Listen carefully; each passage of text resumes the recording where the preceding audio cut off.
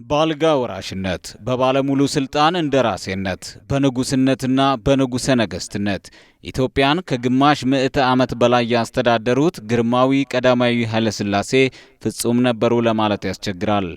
እድሜያቸው ከ80 ዓመት አልፎ እንኳን ስልጣናቸውን ለማሸጋገር ፍቃደኛ አልነበሩም። ራሳቸው ተመኝተው ያስፋፉት ዘመናዊነት የተሻለ የፖለቲካ አስተዳደር እንዲኖር ቢያስገድዳቸውም ለዚህ የሰጡት ምላሽ ግን የህዝቡን ትኩስ የፖለቲካ ጥማት ሊያረካው አልቻለም። ንጉሠ ነገሥቱ በዓለም አቀፍ የታሪክ ተመራማሪዎች፣ ጸሐፍትና ጋዜጠኞች የተደነቁበትና የተከበሩበትን ያህል በነበራቸው የአስተዳደር ስርዓት የተነቀፉበትና የተተቹበት ሁኔታም አለ። አፄ ኃይለ ሥላሴ በ1953 የተደረገባቸው መፈንቅለ መንግስት ካከሸፉ በኋላ እንኳን ስር ነቀል የሆነ ለውጥ ለማድረግ አልተቻላቸውም።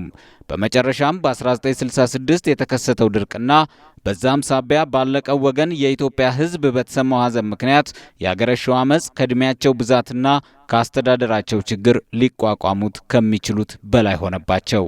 ይህን አጋጣሚ በመጠቀም በመሃል ብቅ ያለው ደርግ የንጉሠ ነገሥቱን የግዛት ዘመን መጋረጃ ጋረደው። ደርግ መስከረም 2 1967 ዓ.ም ንጉሠ ነገሥቱን ለአንዴና ለመጨረሻ ጊዜ ከስልጣን አወረደ። የደርግ አባል ሻለቃ ደበላ ዲንሳም በዚህ ዕለት ጠዋት ላይ ንጉሠ ነገሥቱ በቤተ መንግስታቸው እንዳሉ ተከታዩን አነበቡ።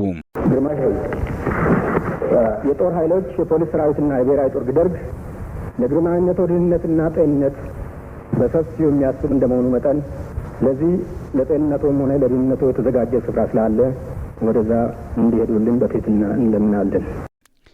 በረጅም ጊዜ የስልጣን ዘመናቸው ብዙ ብሔራዊና እጹብ ድንቅ የተባሉ ንግግሮችን በማድረግ የታወቁት አፄ ኃይለ ሥላሴ የአዋጁን ሙሉ ቃልና ከስልጣን መውረዳቸው እንደሰሙ የሚከተለውን አጭር ምላሽ ሰጡ።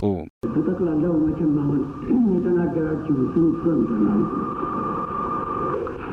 የኢትዮጵያ ንጉሠ ነገሥት ስንሆን ስም ብቻ አይደለም፣ ህዝቡን፣ ሀገሩን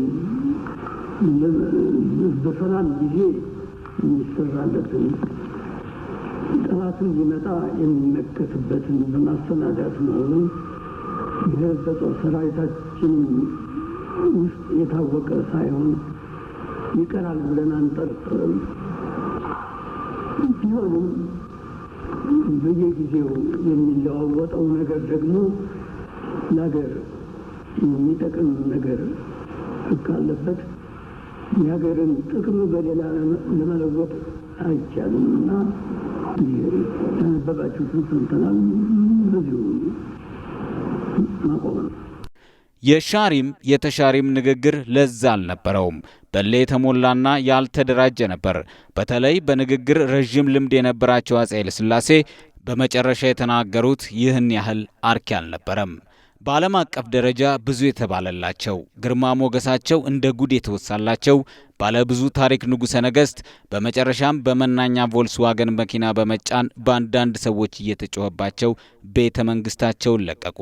የባለ ትልቅ ስም ባለቤት የአፍሪካው የመጀመሪያው ንጉሠ ነገሥት ግርማዊ ቀዳማዊ ኃይለ ሥላሴ ቀሪ ሕይወታቸውን በሚያሳዝን ሁኔታ በደርግ እስር ቤት ከማቀቁ በኋላ እንዳልባሌ በድብቅ ተቀበሩ።